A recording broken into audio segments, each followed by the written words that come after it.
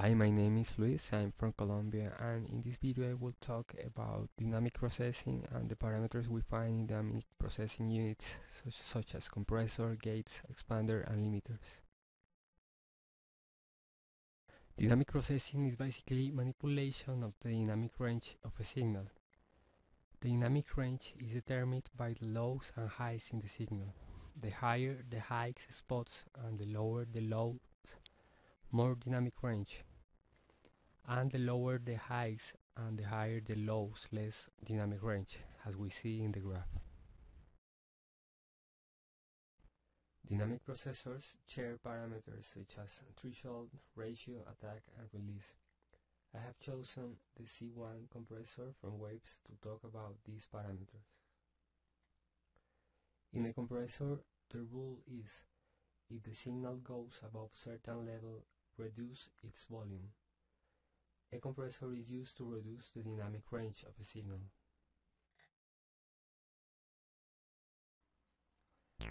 In this signal, the dynamic range is represented by the difference between the highest spots and the lows.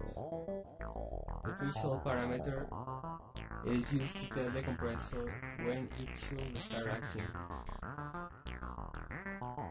And the ratio parameter is used to tell the compressor how much of the signal above the threshold is going to be reduced.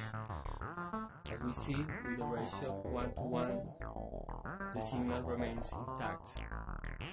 As we raise the ratio, the portion of the signal above the threshold is going to be attenuated or divided by the ratio value.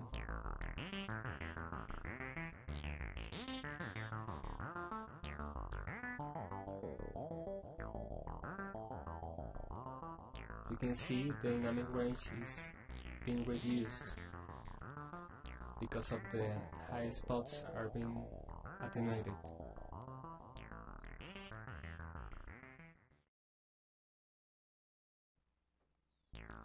The attack parameter tells the compressor how fast it should make the reduction.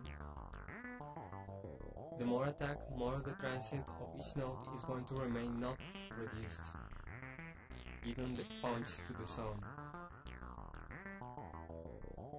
As we can see, as we increase the attack,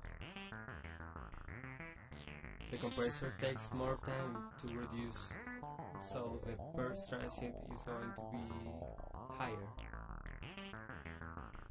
When we reduce the attack, the reduction happens faster, and the first transient is going to be reduced.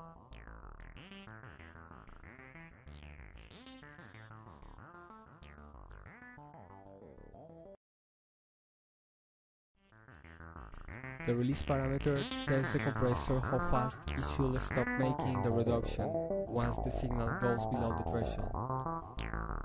If the release is set low, the compressor kicks off faster, giving more volume to each node's body. And if the release is set high, the compressor takes more time to stop acting, attenuating even when the signal has gone below the threshold, therefore making the dynamic range more narrow, as we see.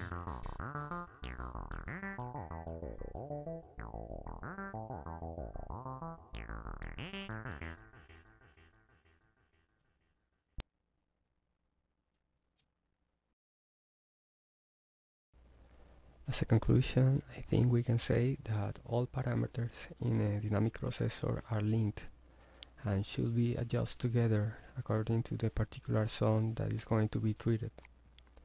Also that you should use a dynamic processor according to the number of channels in the audio. If the audio is mono, we use a mono compressor.